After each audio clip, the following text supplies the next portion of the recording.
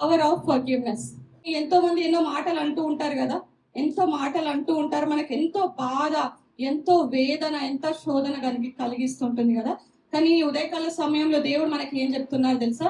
క్రీస్తు ప్రేమ కలిగి ఉన్న మనము, క్రీస్తు ప్రేమ కలిగి ఉన్న మనము మరి ఆయన క్వాలిటీస్ మనము ఇండల్ చేసుకోవాలంట. మరి మరి Stephen was stone to death అని ఉంటుంది. తనని రాళ్లతో కొట్టి చంపారంట. స్టెఫెన్ అతను మరి ఎంతో మరి దేవుని జ్ఞానము కలిగిన వాడు, మరి పరిశుద్ధాత్మతో నింపగలిగిన వాడంట. కానీ అక్కడ మరి తను చనిపోయేటప్పుడు ఏమని చెప్పాడంట తెలుసా? ప్రభువా వారి మీద ఈ పాపము మోపకుమని గొప్ప శబ్దముతో పలికేను. ఈ మాట పలికి ఆయన చనిపోయాడంట. ఆ చనిపోయే సమయంలో కూడా మరి స్టీఫెన్ ఏం చెప్తున్నారు తెలుసా? దేవా వారిని క్షమించు అంటున్నారంట. మరి ఉదయకాల సమయంలో మన పరిస్థితి ఎలా ఉంది? మనం ఇతరులను క్షమించే గుణము మనకు ఉందా? ఇతరులను క్షమిస్తున్నాం? ఒకసారి గమనిద్దామండి.